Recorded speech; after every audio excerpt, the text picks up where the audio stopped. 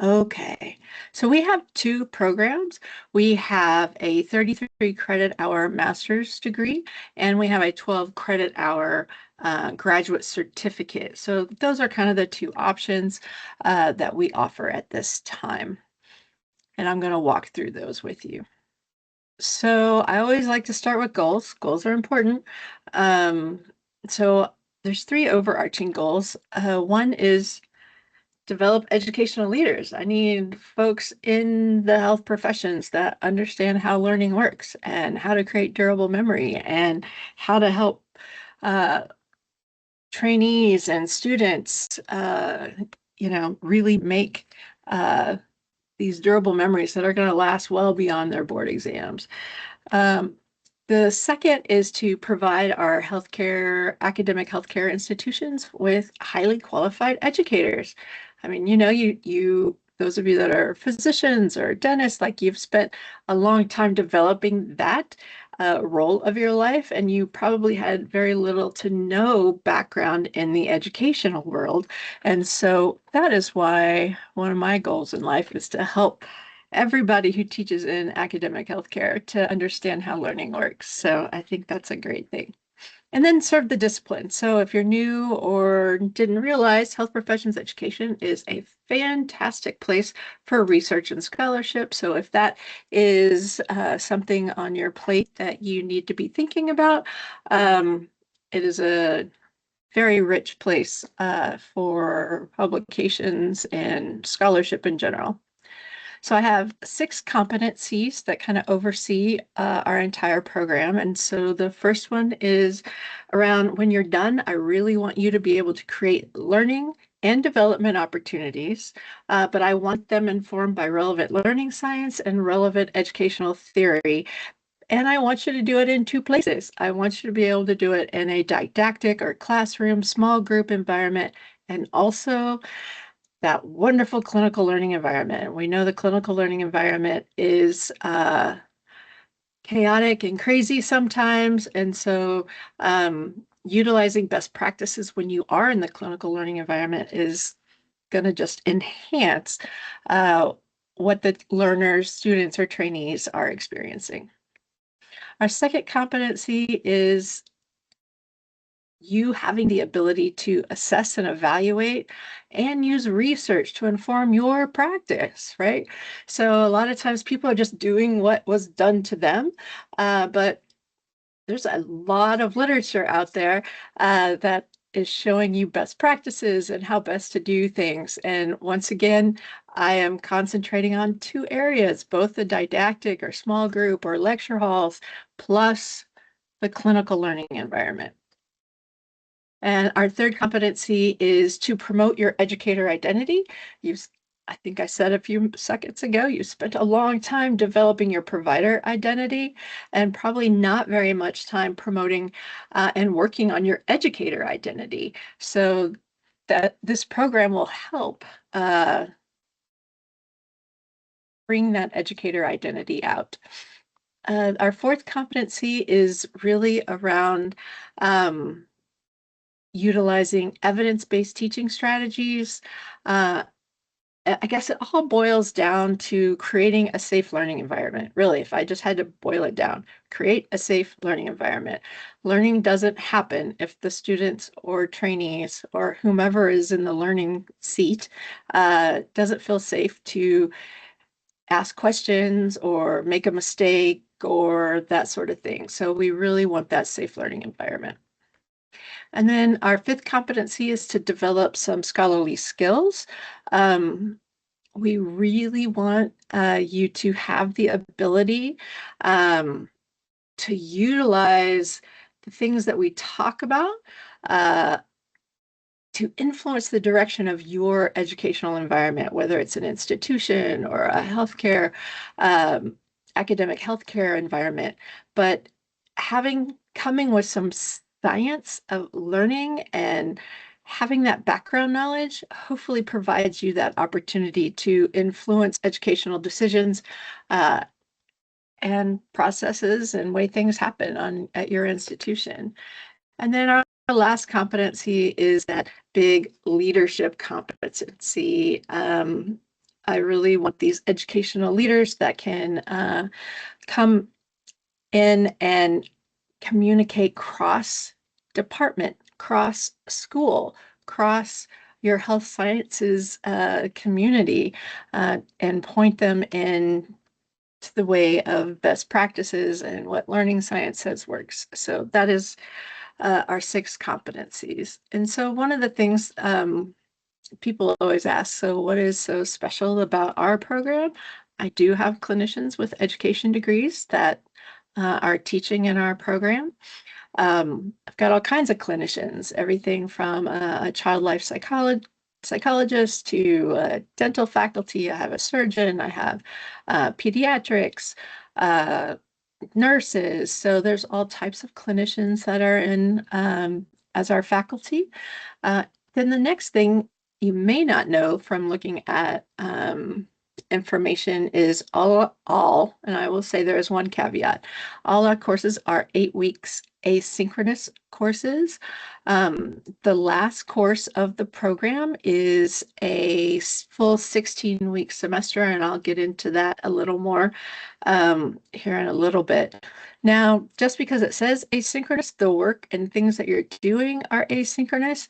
A lot of the faculty have a group, I don't know, an initial class meeting that would take place virtually online to get to know people, but it's not required, and that it will get recorded and posted in our learning management system. And then a lot of faculty do require one-on-one meetings with students to, you know, do some, assessments and get information and try to get a feel for what you're taking away from the courses.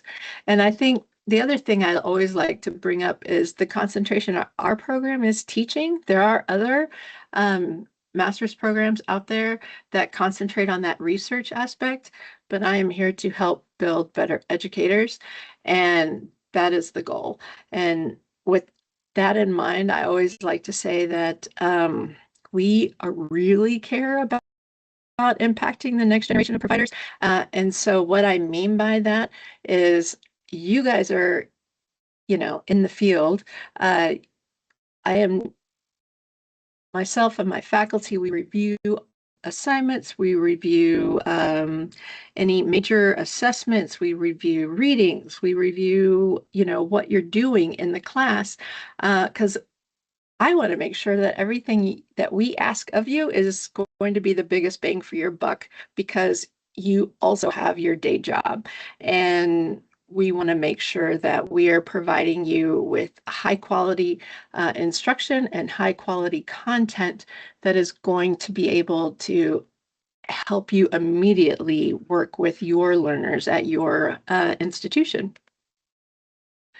And so I'm going to walk through the 2 programs. As I said, we have 2.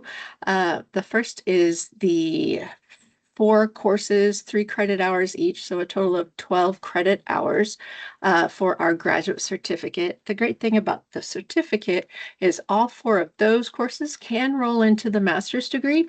A lot of people come in like, I don't know, and so they start with the certificate and then decide, oh, I really like this, or I want to finish, and then they can roll their courses into the master's program. So the 4 courses in the certificate, and these are just in numeric order, we have evaluation and assessment. It's really important to be able to evaluate your programs and assess your learners. It is imperative, actually. The next course listed here is teaching and learning. If I could change the name of that course, I would change it to Learning Science 101 or something along those lines. This is where we will understand how memories are formed. We will talk about best practices in educational settings. And we will also talk about learning theory in addition to cognitive science and how those durable memories are made. In 675, that's our program development course. This class is, let's say you want to revamp a residency program, or you want to start a new fellowship program, or redoing, a course in your nursing school. So this is the class that will walk you through step by step how to do that. And the skills and knowledge that you'll gain from this course, it would work from anywhere of a single educational setting or a full course or program. And then the last class we have here is the instructional strategies in health professions education. So instructional strategies are so important. You can do lots of instructional strategies for lots of different types of content and lots of types of environments. So the reason why we spend time on instructional strategies is I want you to be able to discern what instructional strategies will work in which environment, and I want you to be able to discern what instructional strategies will work with what type of content, because both of those are decisions that you need to make. And then in addition, it is always nice to have additional instructional strategies in your back pocket, so to speak, because not every learner is going to be able to grasp everything with the strategies that you choose. And so if you've got something else you can pull out of your toolbox and say, hey, let's try it this way, it might benefit your learners in the long run. So those are the 4 courses for the certificate. And then, like I said, they will roll into the master's if that is what you are interested in doing. The master's is a 33 credit hour non-thesis program. So 33 credits, that's 11 courses. The last semester is that professional project, and that is where you will work on 2 things, either a mini research project at your own institution, or you will do a complete curriculum revamp of something that you are working in, something that you care about. And so we do need the extended period of time to get to allow that project to happen. And then at the end, you write up an executive summary, you'll do a professional presentation to HPE faculty, and you'll be finished. The one thing that I also like to bring up is all our courses are HPE specific. I know there are other programs that will have like a few HPE specific courses, and then you're taking classes in the College of Education. But our program is all HPE specific courses, and they are all here in the University of Louisville School of Medicine. So the master's entails those 4 certificate courses. So those were teaching and learning, evaluation and assessment, instructional strategies, and program development. So those 4 classes plus the following: educational leadership. Like I said, having some leadership skills is invaluable, and leadership is just like anything else. It's a skill and something you can learn and practice and get better at. 685 is our evidence-based practice class. This is where you'll get introduced to HPE research.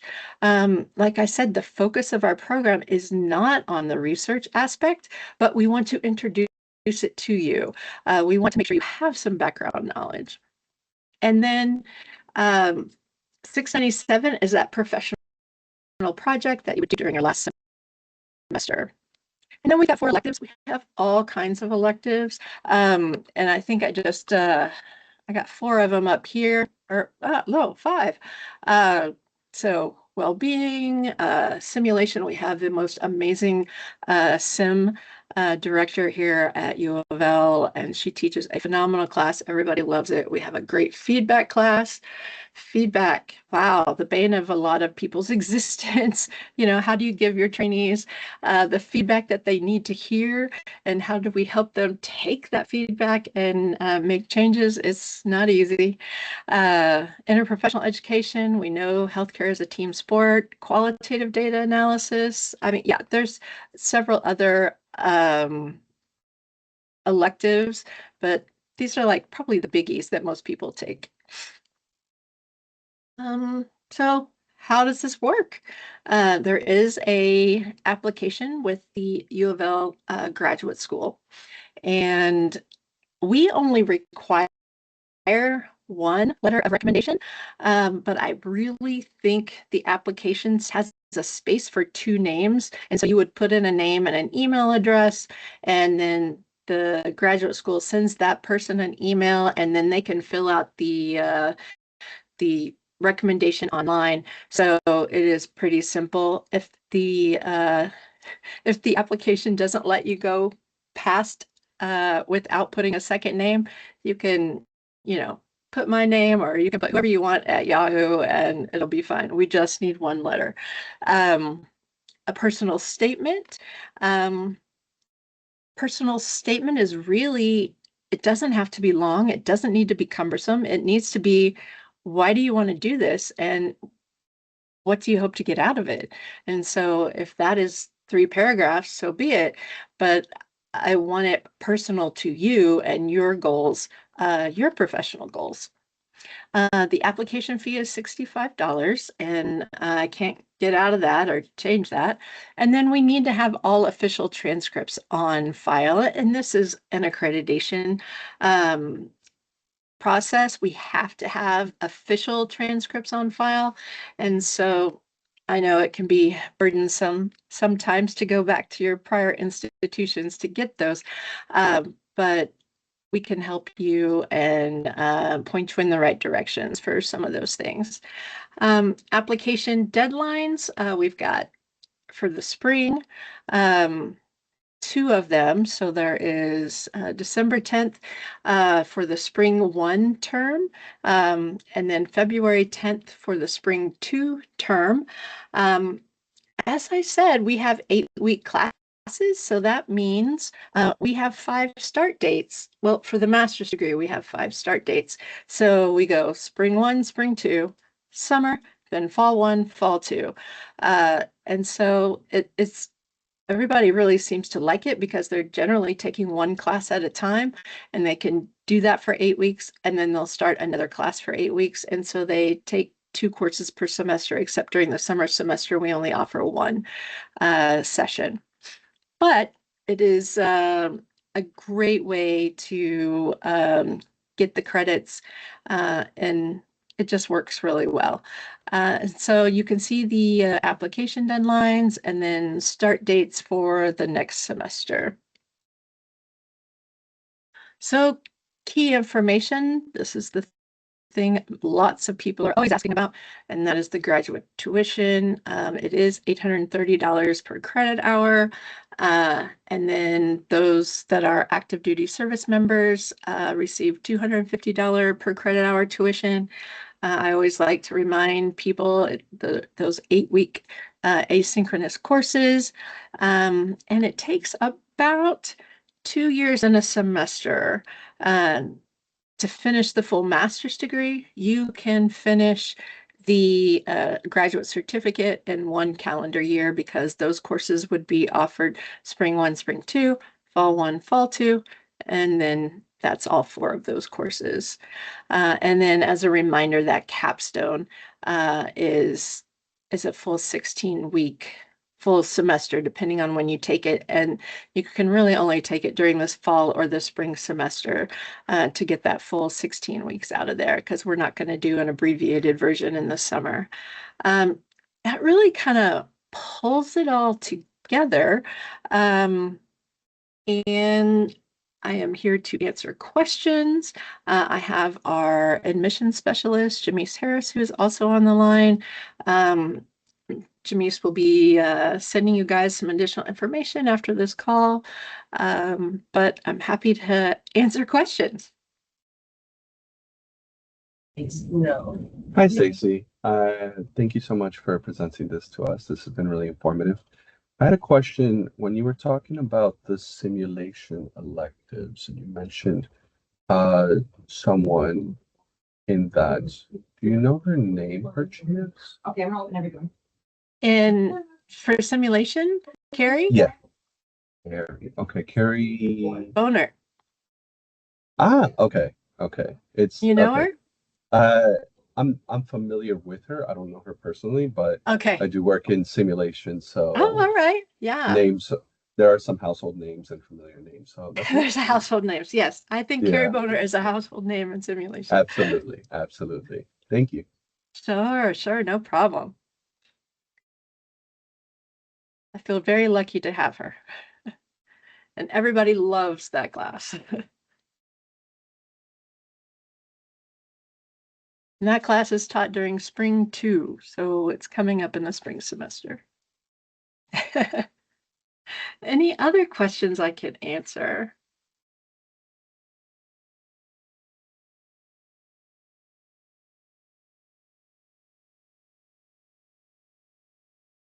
Well, one thing people are is like, how much work is it? It's a graduate degree, but um, I can put you in touch with either recent grads or folks that are currently in the program. They are happy to talk with you and give you a feel for it. In addition, my office, which is the Office of Professional and Educational Development, we run podcasts, and on more than one occasion, we have interviewed HPE graduates or students, and they have talked about the time and what it takes to get through the program. And I'm pretty sure Janice will send links to a couple of those episodes um, in the email follow-up that she will send your way.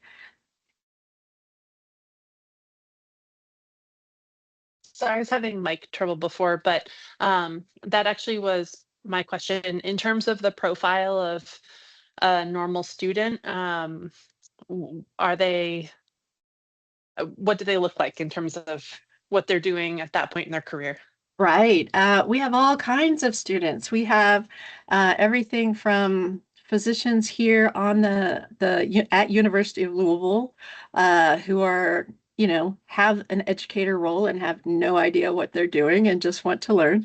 And that applies to all the faculty. So I have nursing people who are faculty, so nurses and dentists and PTs and OTs and all kinds of other different types of providers. And then I have the folks that have the credentials but want to be an educator. And so a lot of those either like dental hygienists, they have a bachelor's degree, but they want to teach dental hygiene. And a lot of the other allied health professions, whether it's ultrasound or, x-ray, those folks that have a bachelor's degree, but they want to go and teach their discipline at another institution. And so I kind of have this two groups, people that are in it right now, and then people that want to jump in after they finish the degree. Excellent. So said I'm a full-time physician currently, so just trying to make sure it would fit within kind of my schedule, my existing schedule. Yes, I would say the biggest majority of the folks in here are physicians. Um, but, like I said, we have all types. And I think Perfect. probably the podcast Jamise will send your way will be physicians. One of them might be a dentist, academic Mhm. dentist, that are talking about the program. So that could give you some more information as well. Wonderful. Thank you so much. Sure.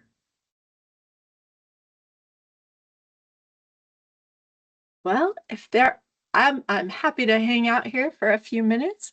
If you have other questions, but don't hesitate to email myself or Jamise or anyone else, and we will be happy to get back to you and provide you whatever information you would like.